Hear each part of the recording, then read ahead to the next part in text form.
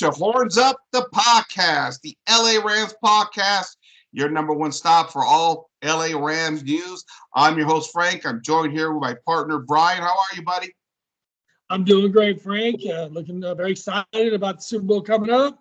I know it's only been about 4 years, but it just seems like it's been a lot longer. Yeah, it really is. Pretty exciting times to be a Rams fan. Earlier this year, I was chatting with a bunch of guys that said, listen, all the moves they were making, the Von Miller pickup, Odell Beckham Jr., Stafford. I said, I don't know if this leads to a Super Bowl victory, but I don't think there's an organization out there where it's more fun to be a fan of that organization in the NFL. This team is organization willing to swing trades, make moves, do what they got to do. And as of right now, it looks like it's paying off, Bryan. I totally agree. I mean, as a Rams fan, you trade deadlines, you know something's happening. Off season, there's always a big move happening. As a Rams fan, you never know when there's going to all of a sudden be some huge move that was completely unexpected. Case in point, Matt Stafford last year.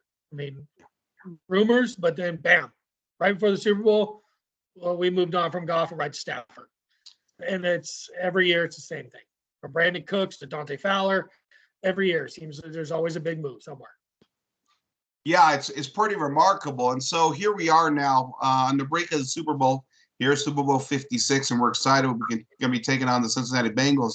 And I think we could talk about that a little bit here and maybe even more in depth in another cast. But I want to talk about the playoff run we just made because I got to tell you, as a Rams fan, myself, going all the way back till the 1979 season, this is year 42, 43 for me now. If you were to set up a dream scenario of who they would beat in the NFC to get to the Super Bowl, I mean, sure, you beat your division rival, the Cardinals, but then not only you beat the GOAT, Tom Brady, but you retire him. And on top of it all, we get the 89 revenge on the 49ers in the NFC title game. I mean, truly remarkable for a Rams fan. I mean, I know we got to finish this off with a victory, and I'm skeptical here going into the Super Bowl because our luck the last couple of times, strange things have happened in these Super Bowls. But, man, that victory against the 49ers, I thought it was huge for this organization. Well, there's nothing better. I mean, if you've grown up a Rams fan like you and I mean, we both lived through the 80s, having to go from Steve Young or Joe Montana to Steve Young, Jerry Rice to Terrell Owens. It just seemed like every year there was this reloading in a way. And we Rams are right in the middle of it. I mean, year after year, we've talked about this before. The Rams arguably were the second best team quite a few years through the 80s under John Robinson and then even Jim Everett that 89 season. I mean, yeah, the Niners got us. They got us good in 89. That NFC Championship game, we all know about Everett's unfortunate phantom sack where, I mean, he got his butt kicked in that game. I mean, he took a lot of shots. Their D linemen were dominating. Yeah, 49ers were prepared for that game. I mean, looking back, at the 85 NFC Conference Title game against the Bears and the 89, they both hurt. Both of those hurt. And so when you get to this point and you get to a conference final game, especially after you've lost 6 in a row, and that was the entire narrative leading up to the entire game, I had to stop watching that coverage because, a lot of these pundits out there, they just can't get off the main talking points. And as Rams fans, we knew exactly what the Rams would bring. And the Rams are going to bring a strong, they're going to bring their A game to the not Staples Center, excuse me, to SoFi, of course. And they did That's that. And I think, what's that? Crypto now. What's crypto now? It's not Staples Center. Yeah. Yeah, it's crypto now. Yeah, I know. It's crypto now. So, but my point here is that was a tremendous win. And I think when we look back at the Rams' history here, because it's like I said before, we've had about 4 decades where we've suffered through this organization. The Rams struggling with the 49ers, our arch rivals. We had also this thing about the sort of the invasion of 49ers fans, and we could talk about the fan base in LA, but because, like I've argued, Bryan, the Rams have been out of LA not 22 years when they were in St. Louis. They were out of LA for 35 years, effectively when it went down to Anaheim. But to see the Rams win this and have this opportunity now to win the heart of the city once again, I think they're going to have to win the Super Bowl. Tremendous opportunity here, is it not? Yeah, they've been building something. But to win the Super Bowl in LA, I mean, LA fans have shown that they will follow a winner. I mean, Lakers, Dodgers, I mean, they have the heart of LA. The Rams are now trying to get in the mix. And I mean, I live here in LA, Orange County area, and I've been a diehard. I've always had stickers on my trucks, that whole thing. And over the last few years, I'm not the only one out there anymore, it seems like. I mean, there's banners, there's stickers, there's guys wearing jerseys. I mean, the fan base has grown considerably over the last few years. I mean, since they brought in McVay and we made the other Super Bowl, and then now the opening of SoFi in this beautiful stadium that the Rams are going to be playing in the home Super Bowl in. I mean, it's a great time to start being a Rams fan. And that's kind of where, I mean, you and I know, I mean, you got to win a Super Bowl. You want the kids to like you. I mean, we all have friends that are Niner fans. And the big reason for that was during the 80s and early 90s when we were growing up, they all gravitated to the winner. Kids that aren't being raised by dads or parents that have fans or just football guys like you and me, they start loving football and they pick a team. Usually it's the winning team. It happens all the time. And now we're hopefully going to see that with the Rams. I mean, if they can continue to make the run. Yeah, I think when we talk about the fan base and the history of the Rams, I think the previous ownership under Georgia Frontier made a number of blunders, in my opinion, right? Obviously moving down to Anaheim is big. We can debate the merits of that because LA's always had stadium issues, right? And quite frankly, for my part, I actually enjoyed going down to Anaheim simply because it's a nicer area, safer, cleaner area. That's just my preference. Now, I lived in LA, and I didn't mind traveling down there. But when you're gone for 35 years, that's number one. Number two, and I think you know about this, Bryan. The 80s was tough. Georgia was not the most keen on paying players, especially their marquee players like Eric Dickerson. I think Vince Ferragamo went through something like that as well, too. And then this was not a team that was willing to swing for the fences. They never traded up and down the draft board. They kind of sat there and they expected their coaching staff to coach up their players, right? It was a very conservative method. It worked to a certain degree. But as we saw with the 85 title game in the NFC and the 89, they never got over the top. I think it's one of the reasons why they lost the fan base, combined with the fact that they moved to Anaheim, was the fact that there was nothing eccentric about the Rams. I mean, you look at Dr. Jerry Buss and the Lakers, what he was doing in LA, what he was building, they were going for titles. They were going for showtime. And here are the very conservative Rams organization under Georgia Frontier. And I think the city fell out of love with the Rams. I mean, I think when they traded Dickerson, that played a huge part in it. Mm-hmm. I mean, I grew up in that time frame, and that's where I was at. I was at Anaheim Stadium, and when the team was good, it was sold out. I mean, it was sold out. A heavy Ram fan base. Again, if you put a winner in LA, they've shown they'll go and they'll support you. And through those 80s, going to games, I went to a couple of games that were insane, full pack house games. I mean, great football. I mean, I think it was that 89 season, unfortunately, where John Taylor had those 290-yard catches on Monday night. Rams were up like 27, 23 at halftime, and John Taylor goes out. I remember being so pissed off, but that game for Monday night was sold out. Yeah. I mean, it was a packed house. Just unfortunate, Niners got us again. Yeah. It's actually, I remember with the NFL TV rules, we would never get the home game. This is before, of course, direct TV. We would never get the Rams home games except for one every year, and that was the 49ers. That one was selling every year. And the rule, I think, was if it was sold out, then they would put the game on TV. You had to be sold out by Thursday. Had to be sold out by Thursday, yes. Exactly. Yeah, and we got the 49ers every year, maybe one other one, depended who the team was, if it was a kind of a big team in the NFL at the time, Exactly.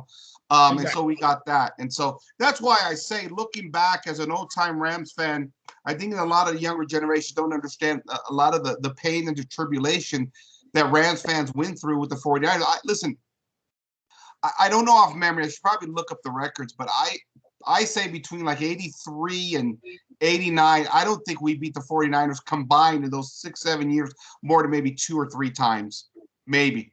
I don't think we did. And if it was 1-1 every year.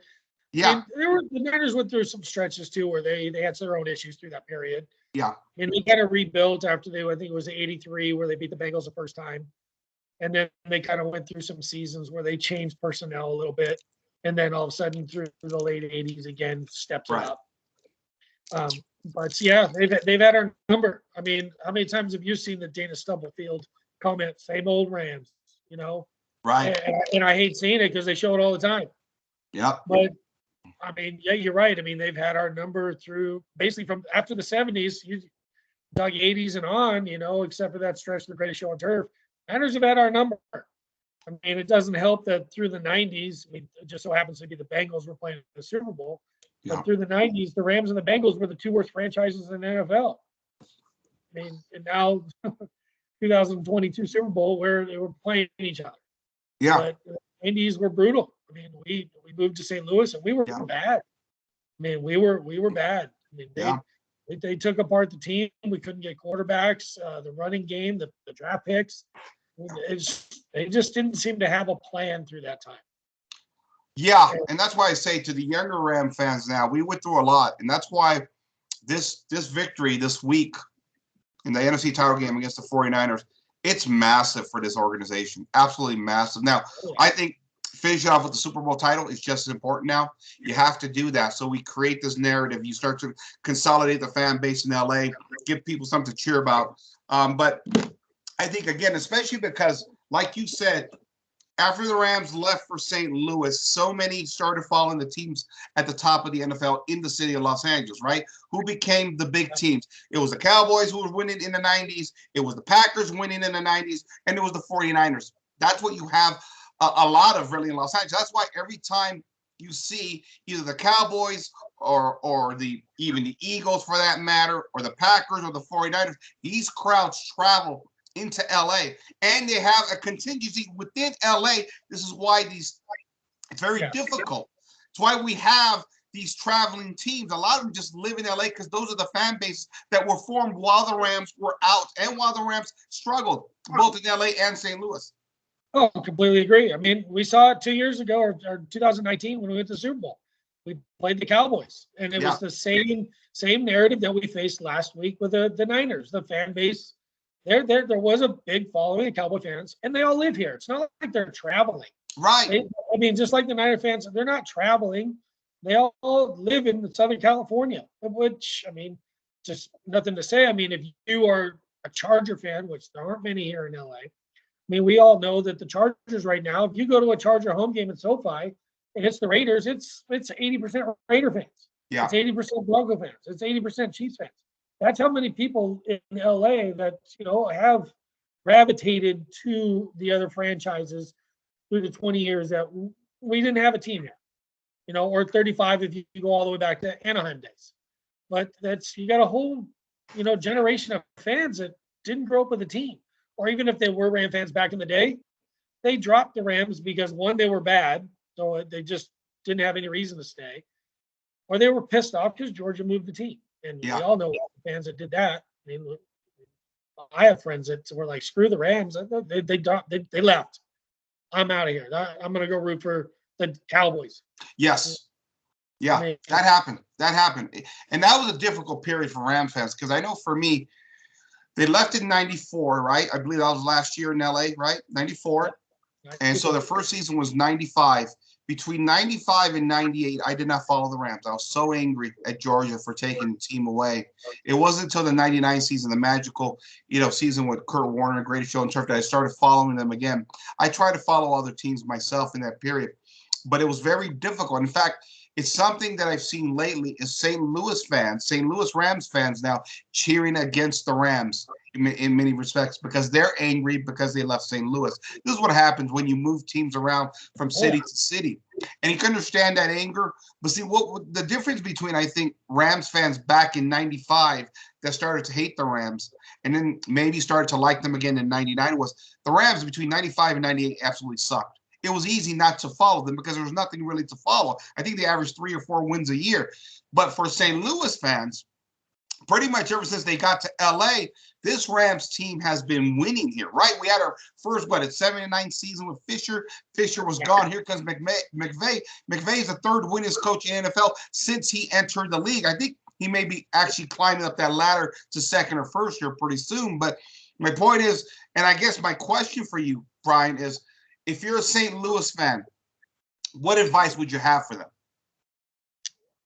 I mean, I completely understand.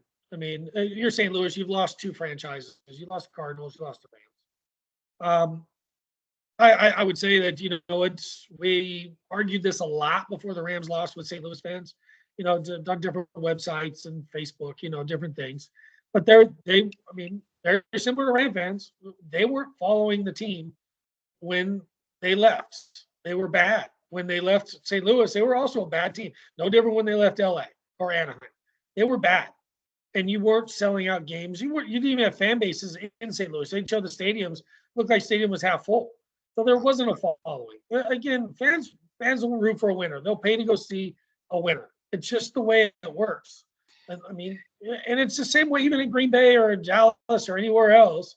If you're bad for numerous years, the fan bases just won't pay to go to see a game. They don't want to go spend $200 a ticket plus parking and food and everything else to go watch your team lose. It's not fun.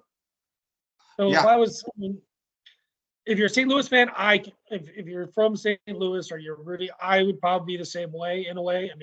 Knowing unless you're just a diehard and you stuck with the team, you stuck it out. I stuck it out. I never changed. Like you said, it was like, if it wasn't for fantasy football, I for a while there, I didn't like football because the Rams are so bad. It was hard watching. I fought to get them put on the bar that I'd go watch my fantasy football teams on. Every week I'd walk in after we fight with the guys to put the Ram game on because it was like, they're bad.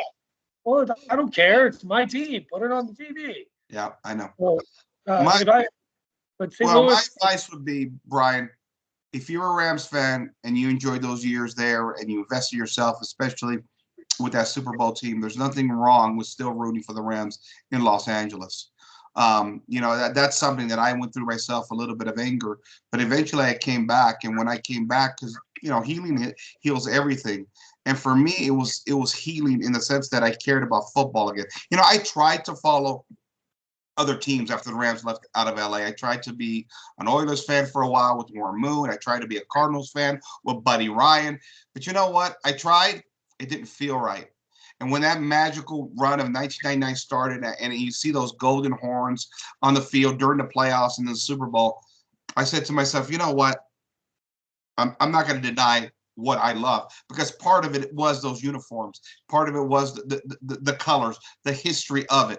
And I accepted it. And once I accepted that, it was relieving. I could watch football again, apart from fantasy, right? I had somebody to cheer for and not have to sort of have this fake kind of relationship with another team that I'm trying to form that I really have no relationship with. And a lot of it has to do with, we're from LA. I was originally from LA. I'm not in LA anymore, but I was originally from LA. So there was always that connection there. Trying to like another team in Philadelphia or Green Bay or another part of the country I've never even been to, it doesn't make sense in many respects. And while St. Louis fans may be angry that they moved the team, they were the St. Louis Rams there. And they got something that Ram fans in LA have never had. They won a Super Bowl. Okay? Yeah. I agree. You win a Super Bowl, it should be easier to maintain your fanship. That's right.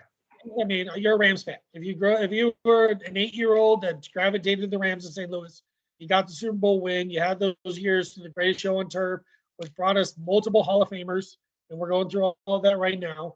It was a glorious time to be a Rams fan, and the fact that they were in St. Louis. You got to cherish that moment. And stay a Rams fan. Yeah. But and now that they're good, there's, like I said, how many fans that we deal with here in LA, their team doesn't reside here in LA, but they're all that team. They all cheer on that team. Yeah. So stay a Ram fan. Right now, you're not going to go through another better time than being a Ram fan. Like you said, McVay's had nothing but winning seasons since he took over. 31 years old, and he's the youngest head coach, to take over a franchise. Yeah. And that was insane. And now he's 35, 36, and he's got a great winning percentage through this period. And like we talked about earlier, the moves and the shaking up this team that they've done over the last 5 years, it's a fun time to be a Ram fan. It's a blast. It's really fun. And so, okay, so as we look ahead to this Super Bowl here, and I like to do another cast, get more deep into it, but I guess just in general, this is going to be the Rams' 5th Super Bowl appearance. They're 1-3. Obviously, Super Bowl 53 was disappointing. You don't even score a touchdown in that one. Kind of feels like, okay, did you really get to the Super Bowl if you didn't even score a touchdown? We're also coming off the heels of Super Bowl 36 in St. Louis, which was one of the greatest upsets in history. We've had some tough times in Super Bowls here, right? We've had some tough times. And so for my part, Bryan, I'm not taking the Bengals for granted at all. I'm just as nervous about this game as I was for the 49ers and the Tampa Bay game, to be honest with you. Just looking forward, I guess, do the Rams have to win this Super Bowl to cement themselves in the heart of Los Angeles, or do you believe they got to win? I mean, winning's everything. Yeah. We all know that. I mean, if you win, you get the parade, you get the celebration. Well, hopefully we get a parade. I don't know how, our governor's going to play that game with us. Yeah. Well, Lakers still haven't gotten theirs from the bubble. So, hopefully we get a parade. But yeah, those things are huge. I mean, that's, again, we talk about building a fan base, and winning is everything. You lose again, and you lose to basically a team who you could argue nobody thought would be there.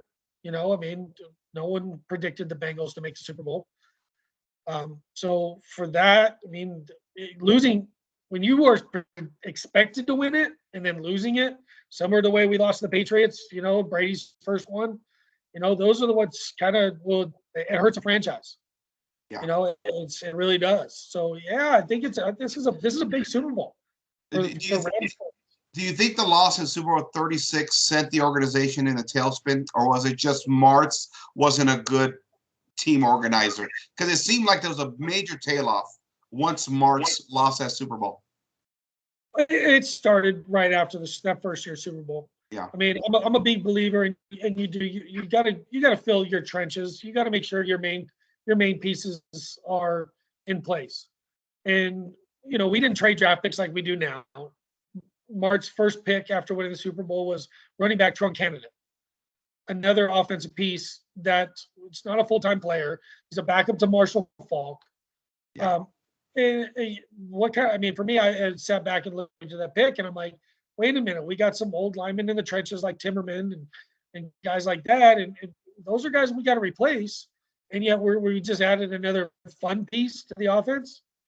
It's kind of the same thing where I feel too right now with McVay. It's luckily we've hit, and they do a great job of finding old linemen later in the draft. And Whitworth has also played for an extra couple of years that we never expected, and played at a very high level. But the Rams have made choices. I mean, I think we all would agree. You and I have spoken with. We loved Creed Humphrey going in for center, even though Bryan Allen has had a good season. That the old line is coming up. A lot of them are coming up for free agency. So if you haven't fixed that or filled in those holes, then what's going to happen? And that's what Martz did. Martz didn't draft to fill need positions or positions that we knew we're going to have to fill, through the draft. He went for toys.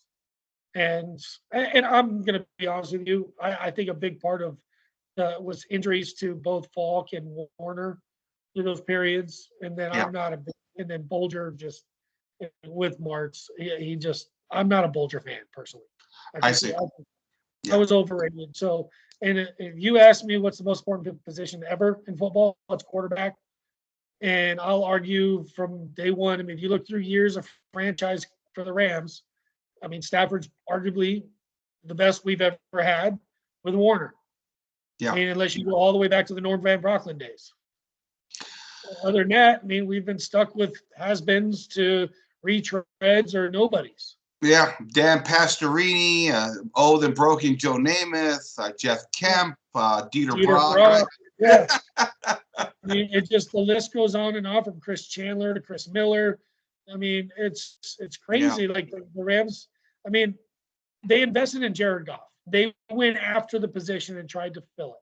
Yeah. They did it with Jim Everett, which we got a good couple years out of Jim Everett. And I think just like Jared Goff, he got happy feet and just got tired of getting hit. Well, I see Jared Goff as the same player. He does not like getting hit.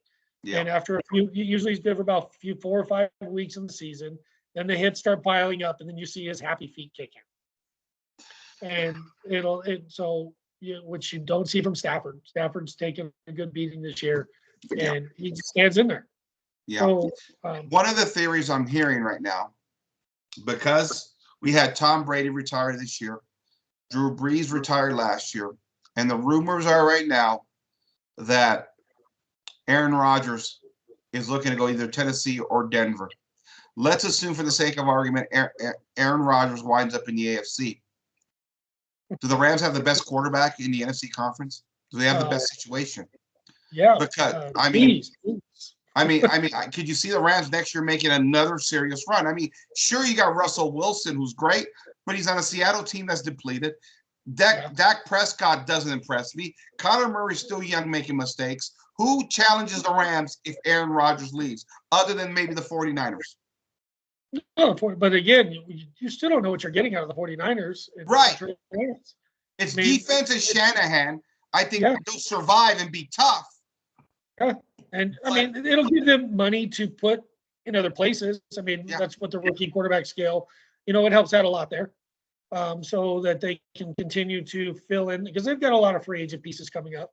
Warner's about to get paid. They've got other guys that need to get paid.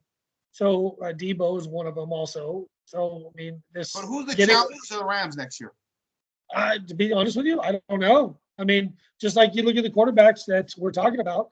The teams that made the playoffs are Kyler Murray, Dak Prescott.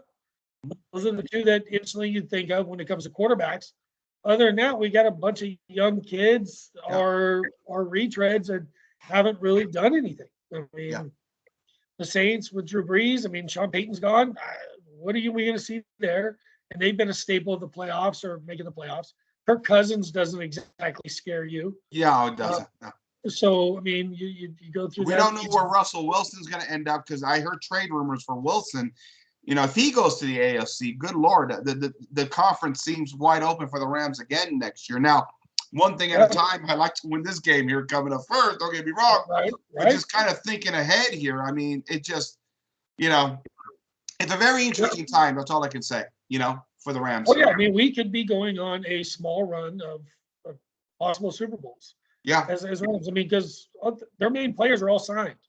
Yeah. Donald signed for another couple of years. Ramsey signed for a couple of years. Woods and Cup are signed for a couple of years. You talked about their main pieces. Leonard Lloyd. Gaines is still under contract for another year. A lot of these starters are all signed still for another year or two. So, and then the money's now going to be opening back up. The Rams, I love to think about it, and I give everybody crap. It's like the Rams actually played the season with $39 million dead cap, less than everybody else that put money in the contracts this year. Oh, by the way, the Rams are going to win the Super Bowl, but they spent $39 less million on players. That's pretty amazing, isn't it? Right? Gotta so give you think about that. Yeah. In which the all-in concept. Well, aren't we supposed to be all in every year? I don't get this draft picks. They're fun to play with. I'm a draft nerd. I study it as much as anybody. So it's fun to do. But now, when you talk about quarterbacks in the possible NFC over the next few years, we could have 2 Hall of Fame quarterbacks leaving the NFC. Yeah. Like Brady and Rodgers. Yeah. Okay. So as we begin to wrap up the podcast here, Bryan, my question for you is this. Super Bowl, we face now the Cincinnati Bengals, surprise team. The upset Mahomes in the NFC title game, which was an interesting and a good game to watch. The narrative by the mainstream media is that Burrows is a special player. He's got the magic touch. The Rams need to be worried. In many respects, they're saying this could be Brady back in Super Bowl 36. That's the narrative I'm hearing. Very good point. Let's be real. Burrow, he took down Bama, which we all know how tough Bama is in college. He didn't just take him down; he tore him up. He was looking good his rookie year. Then he had a knee injury. He's had a phenomenal year this year. It's possible. You can't ever look at a game and go, we have this. You never know about tip balls, drop balls, fumbles. I mean, there's so many crazy things that can happen in a football game where you're like, oh, we're the better team. I mean, I look back at the Patriot playoff game this year. We were by far the better team this year in that game, the playoffs. Yeah. I mean, we really moved the ball up and down the field. The defense was all over them. I mean, it was 27-3, and then the ball game is basically over, and we just start putting the ball on the ground. Yeah. Turnovers are huge. Yeah. We there's normalcy in football to a certain extent, and the one normalcy in football is if you lose a turnover battle, you have a hard time winning ball games. Yeah. And that's what the Bengals have done in the playoffs. They've won every game's turnover battle, and they've won the game partly because of that reason. Yeah. I mean, Rams basically put it to Brady and put it to the Bucks, fumbled 4 times. I mean, it should have never even been that close. I mean, yeah. Never should have been that close. Yeah, I agree with you. I think it's been an interesting run for the Rams in the playoffs. They absolutely annihilated the Cardinals. Then they really were annihilating the Tampa Bay Bucks until those turnovers came. And even in that San Francisco game, I thought the Rams dominated the first half. They just found themselves down 10-7. It was strange in that regard too. Just football is just a strange sport. I think the Rams have peaked at the right time. They're going into the Super Bowl red hot right now. I do like their chances. If I was a sports book in Vegas, I probably would favor the Rams closer to 6-4 right now. That's just me personally. But I'm not overlooking the Bengals at all, and I'm worried about this game. I think the Rams are clearly the better team. They're better offensively, in my opinion, and the more rounded team. They got the better defensive line. We could talk about the back end of defense a little bit. I think there may be some problems there. But even with Weddle and Scott, they're playing great right now. I mean, as we go into this thing, Bryan, and your final thoughts here, Rams, Bengals, what do you expect? I expect the Rams to basically you look back through the playoffs the last couple of years. The one game I'd like to look back is 2 years ago where they played Seattle. Not this year, the year before. Cam Akers came out, had his stellar game. We ran the ball. Defense basically shut down Wilson like they've been doing. But I can see a game being similar to that. The Rams, the Bengals have shown they can't stop the run in the playoffs. Every team has ran for over 100 yards versus the Bengals. Their linebackers aren't very good. Well, they're not god awful, but they're not Fred Warner. They're not Bobby Wagner. They're not Levante David and White from the Bucks. I mean, they're not players like that. So running the ball is going to be huge for this game in general. And I could see the game being something very similar to what we saw at a Seattle game. And I know people are up on Burrow but it's not like they've been putting up huge points. Right. And they've been outproduced, I believe, in every playoff game yardage wise. But they won the turnover battle, and that's kept them in the games.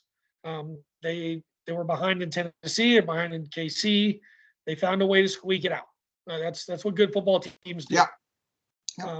It's just similar to the Rams, where they last second throw by, Stafford to Cup.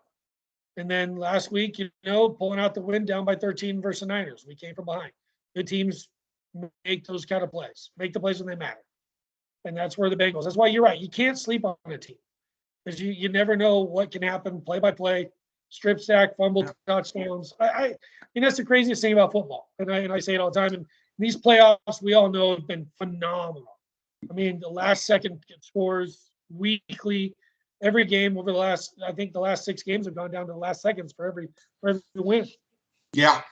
So, well, I think as we wrap this up, Bryan, I think nobody knows better about surprise teams and not taking anybody for granted in a Super Bowl. They're Rams fans. We've been through that, and I know I'm not looking past the Cincinnati Bengals. I think it's going to be a tough game. I do believe, though, the Rams are fundamentally the better overall team. And if they execute, there's a chance they win this thing pretty easily. If they execute and things go their way, right? To bounce the ball like you talked about. And so we will see. I'm excited for it. In fact, I'm pretty nervous about it, to be honest with you. I'll be honest with you. I think it's their year. I think we always talk about teams of destinies every year. Yeah. You know, we're playing at SoFi. You know, they won the NFC Championship in SoFi.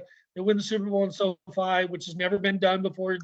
No team has ever had a chance to win both those games in their own stadium and playing in the Super Bowl. And then winning like we did in the playoffs.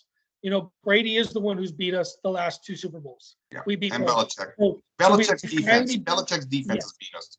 With Brady, I mean, come on. If you think Patriots, you're Brady. Well, we beat you're Brady. right. Fair enough. Brady beat the Rams 2 Super Bowls in a row. So we beat Brady. The Rams finally got over the Brady hump. Yeah. Right. And then we talk about the Niners in '89 to 6 in a row right now. The Rams got over the Niner hump. They finally won that game versus the Niners. So you talk team of destiny as much as everybody likes to think the Bengals and team of destiny because, you know, it's a straight underdog story. You look at the Rams story this year, and it's just about as a team of destiny as you can get also. I mean, through their story. Yeah. Yep. I'm seeing the same things, Bryan, and I'm looking forward to Super Bowl, my friend. I want to thank you for joining me tonight. As you know, Horns Up is a new podcast. We're going to be putting one up as often as we can, of course, following Rams. We're just a few friends that have been doing this via text for a long time. We got a lot of knowledge of the game. We got a lot of knowledge of Rams history, and we're going to share with you all. I mean, we're old timers, man. We're back old school LA Rams fans, and we're going to share all this knowledge we have with all the young generation. Hey, I told you back then, and I was a ball boy for 2 years, luckiest man in the world, 91 to 93. I was on the sideline, X on my chest in Anaheim Stadium, working the practices up in Anaheim on Lincoln Street. You know, my ties run deep. All right. I mean, deep. So this is fun. I love talking about the Rams. Yep. Say with me, and we're going to bring this to you here on Horns Up. And I want to thank Bryan for joining me tonight. We'll be back soon. This is Frank signing off for Horns Up, the podcast. Horns All Up, Rams, baby. All Rams all the time. Good night, everybody. See you, Frank.